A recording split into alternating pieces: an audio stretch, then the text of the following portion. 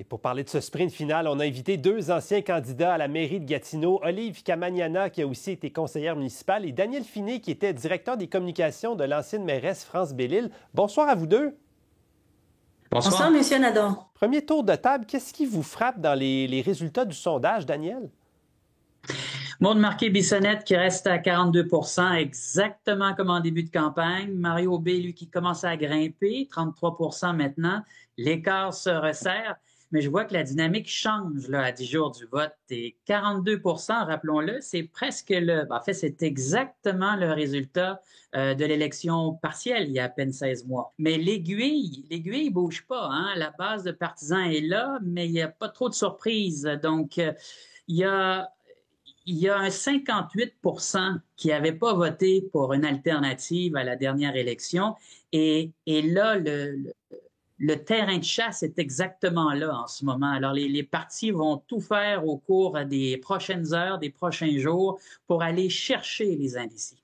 Olive, qu'est-ce qui vous a marqué, vous? Est-ce qu'il y a une petite lumière rouge peut-être qui s'allume sur le tableau de bord de Mme Marquis-Bissonnette à la lumière de ce sondage-là? J'ai compris que, selon le sondage, Mme Marquis-Bissonnette et Action Gatineau n'ont pas réussi à aller chercher plus que leur base. Et ça fait un an que Mme Marquis-Bissonnette est mairesse de Gatineau. Je pensais, moi, je me serais attendue à ce qu'elle elle est un peu plus que sa base.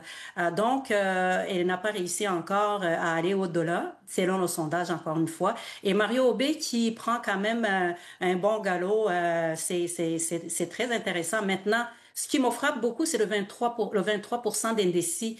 Et ce que je comprends des 23 d'indécis, c'est que le parti Action Gatineau était là depuis longtemps, il est connu, donc ces 23 là n'ont pas pris la décision de voter pour Action Gatineau. Et la question à se poser, est-ce qu'ils vont vouloir voter pour Mario Aubé, qu'ils ne connaissaient pas et qu'ils sont en train de découvrir? Oui, intéressant. Là, il reste 10 jours de campagne. Vous êtes passés par là tous les deux. On fait quoi, Daniel, pour renverser une tendance ou peut-être confirmer une tendance à ce point-ci de la campagne pour inciter nos électeurs à aller voter?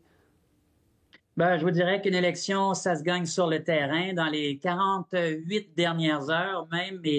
Et là, c'est la vraie épreuve, je vous dirais, des machines électorales. La performance d'Action Gatineau, d'équipe Mario B, là, ça va jouer aussi. Et d'ailleurs, surtout au niveau de la sortie de vote par anticipation, c'est là qu'on veut les meilleurs résultats. Et la fameuse machine d'Action Gatineau, on avait mangé toute une en 2021, alors que France Bellil avait mené une fin de campagne redoutable, ciblée et efficace qui a renversé tous les sondages, je vous dirais. Alors, les équipes en ce moment sont bien en selle, sont bien équipées, ils le savent. Attendez-vous à recevoir des textos, des messages, à voir augmenter les annonces à la télé et à la radio et les candidats sur le terrain pour convaincre le plus d'indécis possible. Comment voyez-vous, Olive, ces 10 derniers jours de campagne?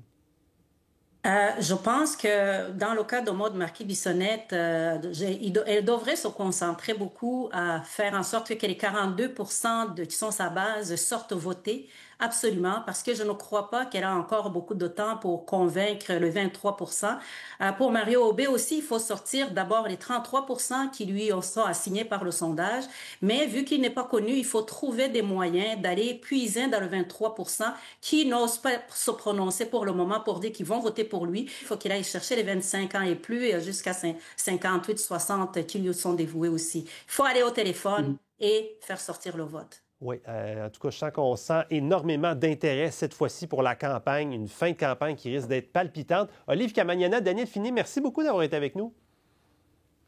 Un grand plaisir. Merci beaucoup, M. Nadon.